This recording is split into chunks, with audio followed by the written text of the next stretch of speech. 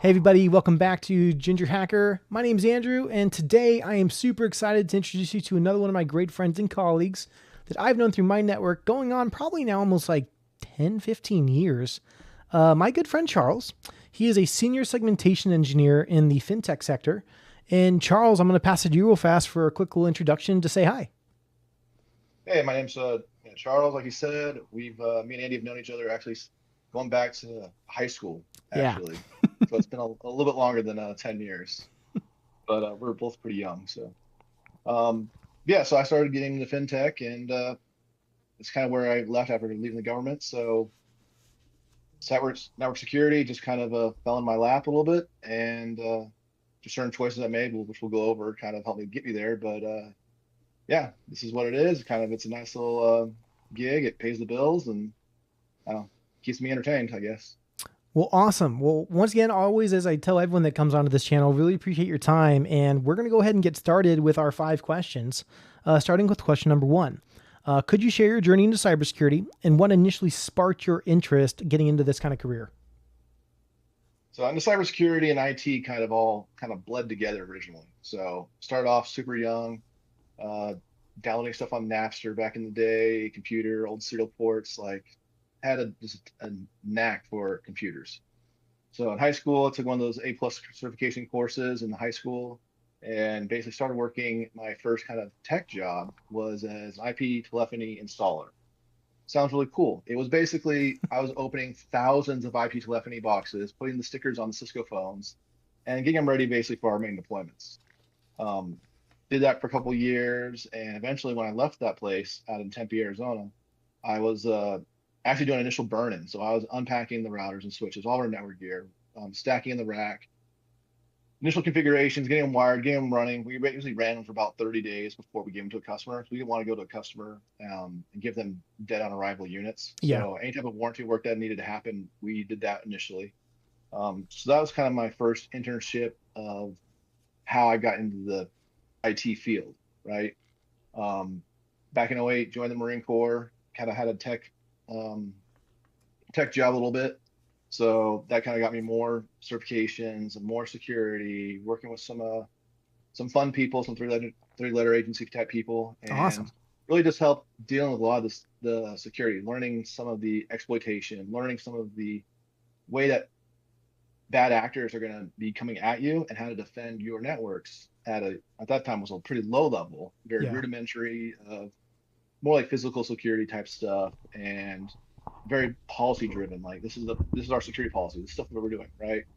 So did that for a while, got out of the Marine Corps, did government stuff for a while, and again, same thing. Hardening infrastructure, hardening VMware infrastructures, was a VMware engineer for a while, really kind of rolled out some of the initial NVIDIA grid stuff, VDIs, and again, bringing out VDIs with a possible security. And that's what kind of led me into where I am at now through NSXT and through VM and kind of just the actual virtual networking that VMware has really moved me into kind of the segmentation space where originally it's macro segmentation, you're putting VLANs and you're restricting content across basically your ESXi hosts. Roll that out to now that we were actually doing um, agents out there, so various different vendors, putting an agent out there, and you're really limiting what an item can talk to, the scope, and that's really you're taking away any type of attack paths that are out there for aggressors to use, and you're getting a ton of insight on your network. It's a really good field, and there's not a lot of people that are really segmenting it the way we are, And and it really just helps. I want to inject real quick, and just for my channel to understand too, can you kind of go into like maybe the definition of what is like a segmentation aspect of like what you're working on or building? I know you kind of did a quick little run over real fast, but can you break down like maybe like one additional step kind of like to like a entry level person breaking into cyber of what's segmentation? Like what do you mean Yeah, you're segmentation is just kind of again segregation type stuff. It is separating assets on your network. So if you have your Active Directory controllers, they don't need to be talking to some of your web servers. So you're basically putting at the one time it was segmented by firewalls. You would put firewalls, physical firewalls between your networks. So you'd have yeah. this router and switch would connect to this firewall, and then it go to the other part of your internal system. And that was segmentation. Well, firewalls are expensive, they're hard to manage. And especially when you have a firewall all over the place, this firewall can have different settings, and this firewall, it's really hard to get them tracked and basically synced up. And so over the last like 10 years, we've had a lot of these technologies called microsegmentation. It's agent based, where there's a little agent that sits on a server and it kind of controls your IP tables, your Windows firewall, basically kind of your accesses for your systems. And you're leveraging that to prevent any type of intrusion or extrusion, even. So if you have a server that gets compromised, it's limiting to what data they can get to. They can't just compromise this one server and then hop over 4 different servers and now they're in health data or they're in some other data pool that they should not have access to It's kind of because the server isolated. yeah, it's an isolation, right? So the data that's been compromised, that's been compromised, but it's just reducing the footprint, right? Reducing as much risk as you can. And that's really kind of what segmentation is. There's lots of different vendors, lots of different tools. There's a lot of different ways that some people can approach segmentation. So you can do very wide things like, hey, I just don't want this network talking to this network. Very broad. You can say, I don't want this group of servers to not talk to this group of servers, or if I do want these groups of servers in a very strict manner, I only want them to talk on 443 or throw some type of port that you're talking on and just use that one port. So that's the only footprint, only exposure that you have is a very limited scope. Um, so that's basically the rough and tumble of segmentation. No, that was an awesome and very good kind of like that breakdown, and that's what I was kind of hoping for, because I know some people may have never heard the job of a segmentation engineer before. So I'm like, oh, let's do a quick little backpedal. So I really appreciate that, and excellent description of it. So thanks, man. And that's very niche, by the way. And me and Chaz have, like he said, go back from high school, and me knowing the work he does it is very much exactly that. Like there is some very specific commands on console and the software that you have to use. Like knowing certain scripting languages are great, but sometimes it's going to be specific to the type of software or whatever you're using to conduct. Yeah, it's leveraging APIs, right? And I really don't do that. We have developers that do that. Um, I really come up with the plan of how we're actually going to be segmenting things. So the fidelity and the granularity that what we're going to segment something at. And then again, you're taking firewall policies and you're editing them and basically using them to whatever tool you have, right? So every single application vendor has different APIs, right? So you can use your Python, you can use your Ruby, whatever your script is that you're used to, calling the API calls out, and you can leverage a lot of things. But there's also a lot of GUI aspects, a lot of command line, like just simple hand jamming commands. And don't really need to be a big programmer per se, or a big coder to do this, right? I'd say probably the bigger skill you need to have is just a very broad spectrum knowledge. You need to really know at a high level what everything on the system does, everything in your enterprise, what it does, like does this application that's coming to you, do they really need these ports and protocols they're requesting? And you need to be able to call BS on something, be like, you don't need this entire area that's open. You need these 7, 8 ports on this connection. Yeah. And it's really being able to know what you're talking about in a very broad spectrum, because I would say segmentation is just again, a very niche area of network security. So you can call me a network engineer as well. And it's just kind of the way it's a very niche network security type guy. So, Yeah.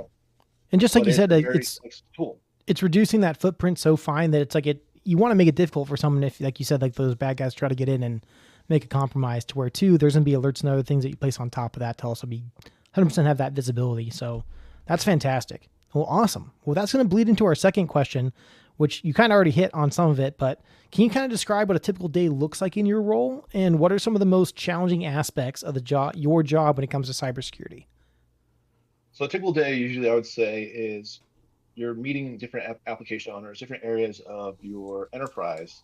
You're hearing their concerns, trying to understand what do they need to do to do their job, right? You have to understand their network topology, what their demands are.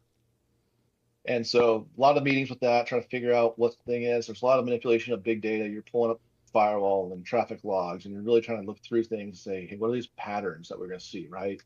Is there some things like if you have to scrub back to BCP events and failovers that may only happen once a year, but you need to capture that traffic because say you're segmenting an application and you leave out their fallback routes, right? So all those aren't added into it. Well, everything works, fallback happens. Well, now your segmentation tool is blocking their failover, and now you're the cause of an outage, Mm, right? That's a yeah. resume generating event.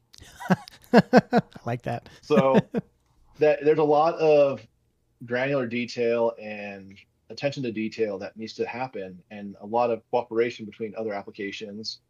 And that's just trying to get the policy created, right? You still have to take care of your tools, whether it be an on-prem iteration or a SaaS iteration. There's still agent installs, so that you have to work with automation teams to be pushing those scripts. You have auditing to make sure that your tool is actually blocking and not being manipulated in a way that you're not expecting, because sometimes that can't happen, right? People come Yeah. in, hey, I want this to work, and I'm gonna change the IP table real fast, right?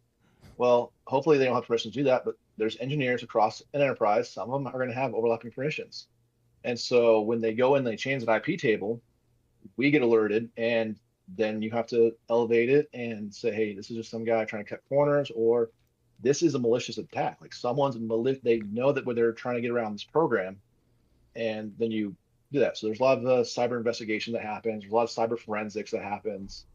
Um, And HR we've legal teams can come up to us and be like, hey, we need to, what is this guy's doing? Why is he accessing these things, right? And we can say this computer accessed this and give them whole data of times and what they're accessing. and we've talked about this previously when it comes to just I love the resume generating events. But ideally it's ideally when there's work being done on a server or anything as well, like having that work justification, like having tickets in place. So you and I are both familiar with Jira tickets, ServiceNow, change requests, Actually, process, all those type of things. yeah, processes that go into checks and balances and stuff that should be occurring before any of these actions happen. But just like you said, like when people like to cut corners and it's like, why doesn't he make this change real fast? I can just log in, make the change, and then jump out. That's when something always will sometimes the shouldn't happens. And then it causes a call. There's an outage. There's an event that has to happen to figure out what's going on. And it just turns out that someone was trying to cut corners and, hey, well, I didn't want to go through the work change process or go through the ticket creation process to do the correct way of justifying these changes, which just like you said, are audit reasons. So teams have know if there's going to be a possible outage or any type of kind of like errors within the logs. Like, hey, look, there's some work that's going to be done, usually on off hours if possible, to get this X subject event happening. So, but yeah, I'm sorry. Also, depending on who you're working with, right? Your customer base, there could be your security plans, right? Your SSPs that are out there. Those could actually be, you have a certain level of accepted risk, right? And Yep. someone's career is on the line because they're signed off that we are accepting this risk. And so if you have an engineer out there opening ports that you're not aware of, right? Those are risks that are unknown, that are just on the system that you think you've mitigated, and someone decided to come out and open it, right? And so, yeah, maybe it's just a onesie twosie, probably not a huge deal, but it's that pattern, that culture of doing that over and over again, where you think you only have 30 exposed ports. Well, apparently there's engineers been doing this every single change for the last Shadow 2 years, IT. and there is 200 ports open. There's 200 areas that you're not actively watching or monitoring because you thought it was blocked. Yep. Right. And so that's a big thing we have is dealing with those audits that come through and says, hey, we found this, right? And it's, again, a ticket to another team to get rectify it, hey, change it back, or elevate it up to legal if it's something that's major. And that's kind of really the big day-to-day items, right? Yeah. You have also, you're meeting with the vendors, you're hearing, okay, what new versions you have, what new features are coming out that we might be able to better leverage our system so we can faster adopt segmentation across. Maybe push it to people that operating systems and configurations that we may not have been able to touch previously.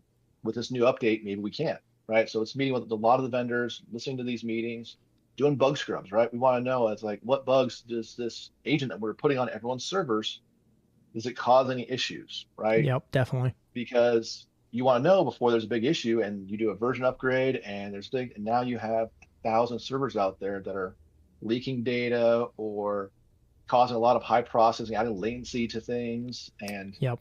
you want to be just aware of that, right? If that's a risk that you can accept, hey, there's this version that has this bug. Okay, well, it doesn't really apply to us. We mitigate it this way. Cool. But you have to be aware to make those calls. Yeah, definitely. And so that's really kind of a lot of it. Also learning about global attacks, whether they're maybe you might want to segment an entire region's IP space, right?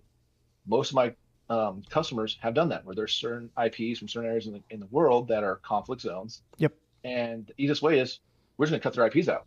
We don't want any connectivity from country A, B, C, whatever it is, to even access their data. There's no need. So we're not going to have any exposure to it.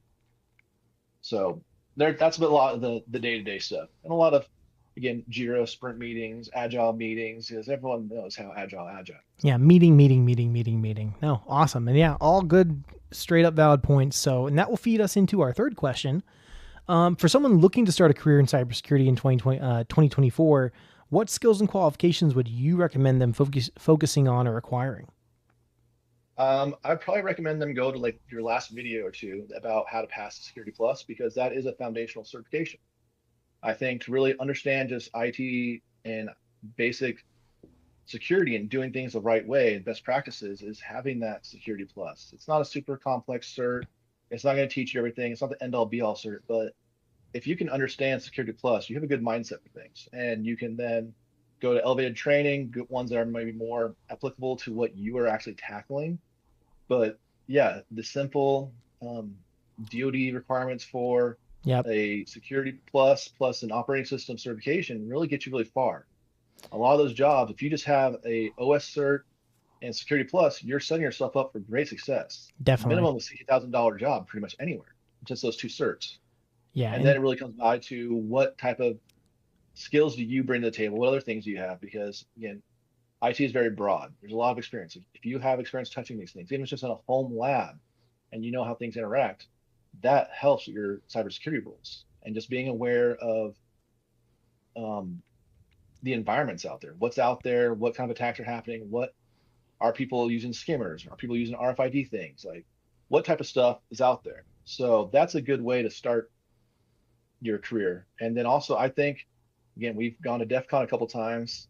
It's a pretty affordable conference, and it really will open your eyes to all sorts of different things that you may not even thought were possible. And I know I learned more in the 4 days at DEF CON than I do an entire year of study. And it's a great conference. So 3 things I want to add to this. So first off, absolutely, your Security Plus is like I call it your gateway cert into cybersecurity or IT. Now, to pivot though, like some would say, like, oh, if I'm trying to get into help desk or like computer repair, then yes, like maybe ITF or A plus might be more up your road. It's going to be more hardware based, just basic computers, kind of getting into it. But if you're trying to get into the security aspect of things, becoming an analyst, a SOC analyst, a network analyst, a NOC analyst, your Security Plus gives you all those baselines, those acronyms you start to learn, all the different types of attack patterns and things that could happen within an organization or a network that kind of get you into the fundamentals. And then just like Charles was saying, that you can kind of spread your wings from there, build a home lab, get into Try Hack Me, Hack the Box, Udemy, Pico CTFs, conferences, DEF CON, phenomenal. They have tons of free courses and classes. They do certifications that week. There's tons and tons and tons of networking. Black Hat, which falls on the week before, very much not a individual friendly, cost effective a con to go to. It's mostly for like the business. Yeah. Yeah. It's a manager's type course. There's a lot of big things. Just, I think Black Hat is more for the managers, program managers, maybe like a team manager type thing, program type guys, where DEF CON is much more for the actual worker bees that are actually doing the work on the ground, the soldiers that are actually needed to harden things, right? DEF CON's where you're going to have it, right? Yeah. The contract guys and your program managers and the financial people are going to go Black Hat, because that's where they're going to be talking with the vendors about the tools that they're going to buy for the enterprise. Exactly. And I think I could probably name one of Chaz's favorite DEF CON places is probably Ham Radio Room is one. I know that I think you just got your ham radio certification last year, or maybe you've already had it. I can't recall. And then there's a soldering station or a soldering group or room that you can also bring. You can go to Hardware Village and like build your own badges. You can buy badge kits. And those that haven't seen it, go ahead. I was like, so with that, you have, and that's security things, right? There's the radio things, right? But in the cybersecurity form, it's like, how much data are you leaking through RF, right? And they'll show you ways of tracking your radios, how to potentially jam radios, what's all being out there, how to spoof radios. And because guess what? Your cellular device is just a radio. And so those types of things, really a lot of the RF, that's a lot of fun stuff that you can just kind of see. And yeah, they do your ham radio license and just kind of the basic things, but there's a lot of, they call it rabbit hunting and whatnot, and it's basically going and finding out the a ping or something like that, trying to figure out who's transmitting somewhere. So like that stuff's super fun to do. And then yeah, the hardware village, right? And that still comes down to hardware hacking, right? You think you have a Nestle device, a little charger. Well, they're going to show you how do you take that just USB data or power only charger, and now you've enabled a data capture or a keylogger that can go into your little USB thumb in a charger, right? And they show you how to solder that up together and how to create it. And so it's just fun. Plus, you just share skills of making badges, and even just people think hacking is this very technical thing. Hacking is just trying to do something that wasn't intended to do, right? And so hardware hacking can be as simple as just like, hey, I'm going to add some extra transistors and diodes, and look, now it does this extra feature that it wasn't natively expected to have. Or you know what, I've added more lights to this badge. Yeah. That's technically a form of hacking. Like it's doing something that's not initially intended, and it's just that's just kind of this really cool stuff you see there at DEF CON. And the people that are showing you, they'll show you, hey, you know what? I see the way you're soldering, which isn't bad, but let me show you this better way. It's a cleaner way, right? And so your Yeah. skills increase just natively by the people you meet and talk to. It's amazing when you get there. Like I've gone now twice, and my first time going, it's the amount of like SMEs and like people that have been there for 15, 20 plus years, or even since DEF CON's been going on. And then like your noobs, like your first time goers, never done into anything, or even people like trying to get into cybersecurity. The networking and people there, everyone is so super friendly, and it's every walk of life you can think of. People with doctorates, people with GEDs, people with no degrees, people with certifications, every single one under the sun, people with no certifications, and just home experience. And yeah, I built my own lab and I taught myself how to code. And it's so crazy just who you can talk to usually every year they'll do either hard or digital badges, and they do some type of cool thing where you get to pretty much hack your badge. And by doing that, it unlocks there's challenges and different things. I know one of the years I went for my first time, it was a keyboard. And the way it pretty much worked is by playing certain songs, it unlocked little friend characters. And then you get to link up with other friends and play duets and other songs. And it unlocked the entirety of all your little friends list.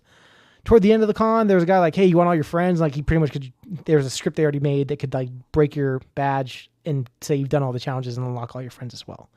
I think you went one year where it was almost like I'll call it like a sorcerer's stone or like a rock, like a geo, and then you had to keep touching, right? Yeah, it was the year before COVID, and it was they did these really cool gemstone our NFC badges. And the way you leveled up and gained points and unlocked features was by basically tapping badges to another person, right? And it's funny because it's pre-COVID, but there are certain achievements that you had there that you had basically talked to Dark Tangent, which everyone knows who that is. And if someone has linked his badge, you touch someone else's badge and badge, right?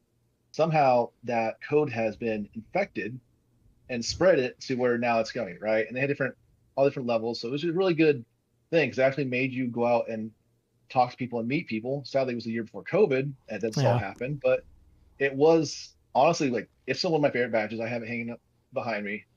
But yeah, those badges are really fun. Just there's out every year something new. You don't really know what you're going into. So like when I go to DEF CON, I bring my soldering station. I bring a work laptop. Not a work laptop, but like I don't know, a con laptop that I can work there, use this for CTF events and whatnot, and not have to really worry about getting things infected. And then just I don't know, extra badge supplies, and it's always just fun because the amount of people you have and meet, you get different perspectives on things and problems, and you can even just have a drunken conversation and be like, well, how'd you solve this issue, this security incident? And they're like, oh, we just did it this way. And you're like, oh, that's so stupid. I can't believe I didn't think about it. Exactly. And that's just one of the good things about, again, going to these conferences. Like it is a big thing of just being aware of the industry, right? Here in Arizona, we have Cactus Con, which is our like local DEF CON type thing, right? It's a lot smaller, but going there, it's nice to kind of see what other people researching, what other things are out there. So yeah, I would say if you're trying to get into cybersecurity, just try to kind of go to some of these cons. Some of them are free, if not very low cost. Yeah. And just osmosis, right? Just go in there, absorb knowledge, and try to see, and then maybe you'll see, hey, you know what? This is a path I want to dig into more. I want to learn more about this item or this item. And that's really what this is about. It's continuous learning about things that you're passionate about. And with that, it actually is a great caveat onto our next question is how do you keep up with the rapidly evolving landscape of cybersecurity, threats and technologies? And are there any specific resources and practices that you find invaluable? So let's see. So yeah, it's a lot of briefs, right? You're getting situational briefs about things. Some of that's through my employer. So you're seeing what kind of active threats are there. I do a lot of OSINT and basically watching what's out there, what's happening in the world, right? What type of thing. We recently had a national car dealership web portal thing was hacked, right? Being aware of that, so you can kind of understand what was the exposure to that, and then after that it gets resolved, where it leaves the normal media, still follow up on that, see, okay, well, how did they actually pull this attack off? Yeah. Was it something silly? Did they have an insider threat? How did they exploit that system to the point where it pulled down a Microsoft Office 365 and pulled out an entire 911 data or call center, right? And learning just how they did that and keeping up with that. Again, that's a lot of time. Reading IT news, like people used to like the old website Dig. It was a great place. There's a lot of things, macro. Old I school. love these, right? And just it's keeping up with all this IT news, right? Some of that's depending on how your Twitter's set up. Your Twitter could be set up to have a lot of adult content or a lot of actual beneficial content that is learning, right? You have a lot of links, you have a lot of stories out there, you can see a lot of things, and just keeping up with what's out there. So it's a great space if you're configuring your tools right. There's a lot of things out there that if you're not tracking or you're reading the news or you're just reading, I guess, news stories that may not pertain to the cybersecurity aspect, you could be doing a lot of wasted time. So you really want to make sure you're up to date on things and you're always learning, right? And again, doing the bug scrubs, whatever tools that you're using, like really kind of go in there at least like I'd say monthly, go in there and say, hey, is there any new bugs that's coming out using this tool that I use, right? Or a tool that maybe I'm interested in exploiting, right? Start looking at see what kind of things are happening, and if you see, you might actually identify a pattern of bugs, and you just know that hey, this software, they're not really good at their SQL protections, right? So there's just keeping up to date on that. Those type of items is really thing. And then having friends in the career that you can be like, hey, did you see this? Oh, I didn't see that story, right? And you share stories and you share knowledge between each other, right? Yep. That's why the network of cybersecurity and kind of keep like this, you don't want to burn bridges, right? You want to have an ex guy that you used to work with at the other company says, hey, that we just found this big issue. Just let you know, just heads up. I'm like, well, thanks. I didn't know that was an issue. And then you can say, oh, yeah, this is affecting us and we do need to patch this as well before someone at your company gets exploited and steals a ton of data. And now it's a big rush and it's a fire sale for things. And you're trying to just put a Band-Aid on a severed wound. Yeah. Right. I'd rather treat something when it's benign before it gets malignant. No, and I mean, when I was over at the state too, like when it comes to networking, just like you said, and like having those threat sharing, ideally is what it is. We utilize MISP, Malware Information Sharing Platform, is one that we used we made sure we used TLP protocols, and we probably had about 25 to 30 different like Arizona state and like federal organizations on that site sharing IOCs constantly. And I mean, like we got other additional reports like Mandiant, Rapid7, CrowdStrike, and all the other kind of like other threat sharing platforms that can even provide you even more LCs, and they have their own portals and I think their own MISP page that like additionally you can grab and share those like IP ranges too, that what or events are going on. They line up with MITRE attacks, so you have all your TTPs and stuff going on too with the events. But those are great ways that we also kind of used and, like you said, leverage, just like keeping in touch with the network. I know some organizations do threat sharing with other organizations. So if you were in the car dealership, there might be a cyber team with that car dealership that they talk to all the car dealerships. So in case one sees something, they can pass it around. I know with financial institutes, they do the same thing. Like Chase probably talks to Bank of America. Bank of America talks to JP Morgan, Wells, so on and so forth, just like that. And I mean, exactly that. Like we're both part of the Arizona chapter, DC 480, which is our DEF CON chapter here in Arizona that we're part of for our zip code. We have a Slack channel that we talk to and share thoughts, certifications, training, other things that we just see across our network, all within TLP protocol, obviously, just saying, hey, have you guys seen this in the news? Hey, this is a real updated bug bounty that's coming out or a CVE list. And then you kind of get to share that, and you can kind of take that into, just like you're saying, is just like staying on top of things. So no, that's awesome. And that's definitely how most, if not any organization should be kind of sharing information. They want to make sure they're staying on top of it. Yep. So, all right, almost done. We have our final question. So who are your role models in the cybersecurity industry and related fields, and how have they influenced you in your approach to your career, if any? Well, it's be kind of sappy, but so my father actually was one of the first couple thousand CCIEs in Cisco. And so he really was a big IT push for me, right? We had been back in the early 90s, we had a dedicated T1 to our house back in the day. So I could download all my Napster songs and still put, my parents could still be on the phone. It was never an issue, right? I Till never, LimeWire. I never, before LimeWire, this is the free Napster. And it was one of those things like I never knew dial-up. So having a parent that was very much in the cybersecurity realm of network security back in the day, it's weird because I didn't want to follow his footsteps, but in a certain way I have. Some of my old colleagues there, just my first internship, I still maintain contact with them. They've linked things here and there, and that's really helped, I guess, me get some good names on things. It's really interesting. So my recent position, actually, because of my father and stuff like that, we kind of share a name. The recruiter's like, I think I knew a Charles back in the day, but he should be way older. And I was like, it's probably my dad. And the lady actually remembered me from my internship. She's like, oh yeah, you were his son that was just doing all the rack and stacks. We were really surprised at 17. You were doing an amazing job back then, right? 20 years later, it's really kind of came across, and it's just weird, that network, right? There's a lady that worked with me in my internship almost 20 years ago, remembered who I was and vouched for me in a career that it's very interesting to see the path it's come. Industry people, there's a lot of other industry people that I kind of follow and always had good their talks. Yeah, I don't really, I guess, fangirl over anyone, right? I see people that are in this good positions that are doing good for people and recognize that and say, you know what, they're someone I should listen to. They're very competent. They know what they're talking about, and they know what they're talking about to the point where they can say, you know what, I don't know what about this. I'm going to defer to someone else. And so when I see people that are like that, it says, you know what, I don't know everything, but I know someone that might, right? And that's, again, networking. It's a huge aspect in just your career and security, and being efficient and being successful. Uh-oh, we're losing you a little bit. You're going quiet on us. Oh, am I? There you go. Okay. Now we can hear you. We lost you on that last sentence, the most crucial part. Yeah.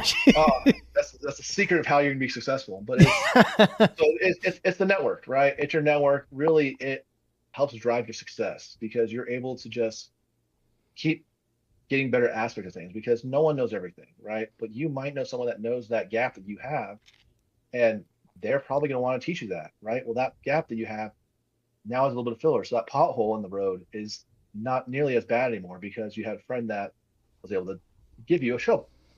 It's right? fun. And so just having a career and people that you can bounce ideas off of and give you heads up on things, like that's just great. And again, I will definitely say DEF CON is one of the things I broadcast to people and really try to recommend to people, because the amount that you learn there and just the stuff you see and the people and the interactions that you have, it really does show you the way that cybersecurity should be. Everyone's there to help everyone, and yeah, there's some jokes and there's some pranks that go along, but at the end of the day, everyone's trying to be better secure, better privacy, and just better traverse the internet that we have now. And with so much data, like we all carry probably 3 or 4 or more IP connected devices, right? And it's just good to know, what's my security risk? What's my exposure by having these devices, right? Yeah. Is Alexa listening to me all the time? Maybe I don't want that in my office. Maybe I don't want that here. And so it just allows you to be more aware and accepting of risk and living a better life in both private and professional. No, and I think, like you said, oh man, I had a great thought I was going to ask, or I was going to mention. But like DEF CON, like you said too, is like, I think 100%. Oh, knowing the right person, right? So thank you for your service, by the way, for being in the military with the Marines. 100% really recommend anyone to join the military. You can 100% leverage that when it comes to training, my personal opinion. I did it for myself, changing over from, I was a 31 Bravo military police officer, and I was able to leverage my military career and kind of get myself a little bit more into a cyber foothold, but to each their own. But there's one thing I think I really liked how you said is, because if you don't know something, not being afraid to say, hey, I don't know, but I can go find someone that does, and using that network.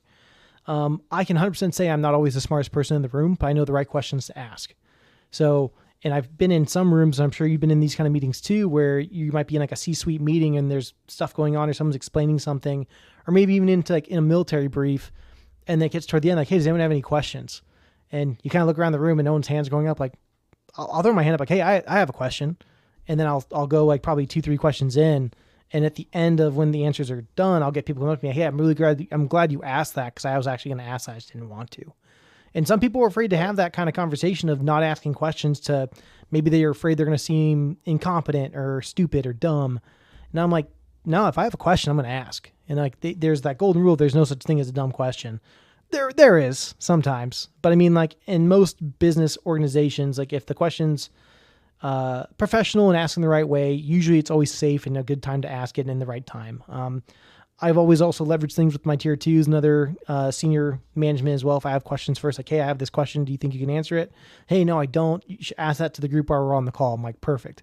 And then I'll go ahead and I'll ask that question as well. And yeah, sometimes not having all the answers is not a bad thing, but being willing to ask the right questions to get those answers can solve a lot more than just your problem. It might actually solve some other ones in the room. So, well, Charles, I appreciate your time. That is all I have for you. You are going to get one of my awesome Ginger Hacker swag shirts. I'll be getting off to you here in the next week or so. And last question I kind of like to ask is what's been one thing that's kind of been burning some time or you've been doing for fun lately? Oh, fun. Let's see. So I'd say the big thing that's taking a lot of my time and kind of hobby is um, meaderies, Oh, right? really? So I've been making my own mead and I've got licensing and I'm starting to go into basically an amateur vineyard level of producing. So trying to do a couple 100 gallons a month of honey wine, basically old Viking honey wine. So really kind of setting that up in our garage. We got a really nice, like basically meadery, nice fermentation tank, aging tanks. We're trying different recipes. Some have been really bad, but some have also been absolutely amazing. And so it's kind of a little side hustle. And we were doing that for a couple of years just for fun, just for family consumption. And then some people were like, hey, this is really good meat. Like you should start selling it. And so I was like, okay, I want to make some big batches and then see if I can sell it. Right. And so it kind of started there. A local tap house basically kind of bought one of my entire batches, and it was like, okay, cool. Well, I took that profits, I turned it into again similar business like that. But I took my profits and immediately put it right back in the business, where I Outstanding, bought man. That's so cool. bigger fermenters, more tooling, right? And now I'm able to again push out 100 gallons a month if I want to, right? And so and that I'm again super small, doing it in my house. Um, but yeah, a lot of this is just it takes a lot of time. It's fun and it's a non-IT based hobby, right? Because at the end of the day, I spend 8-10 hours a day on a keyboard and screen, getting a nice sunscreen, a nice suntan from my monitors, Yep. and I want something that's a little more tactile, right? So I've done some like car modifications and some car building here and there. Just I try to be hands-on something, right? And meat is kind of it's a cool little bit of science, a little bit of chemistry, a little bit of magic, and it's just experimenting, right? And that's kind of also again, you go back to what actually is hacking. It's doing something that maybe wasn't intended to do, right? And this is what it is. Basically, you're experimenting, and it's just that experimental brain, that kind of experimental thing where you just want to try things, right? And maybe it doesn't work, but I'm gonna try, and I've learned that you know what, that combination doesn't work. And then you get, you know what, I found the right combination. This does work, and I can repeat it, and I can do it again. And so it's again, it's a form of hacking. Everything you do when you're experimenting with things is a form of hacking, and it's not hacking isn't a dirty word that so many people think it is. It's just it's a part of cybersecurity for good or bad. No, that is awesome. And I've had a case or a bottle of his mead. It is fantastic. Well, hey, everyone, thank you so much if you stuck around this long to get these great words of wisdom from my friend Charles. So as always, hit that like, smash the subscribe button, hit that notify bell. And as always, Keep hacking.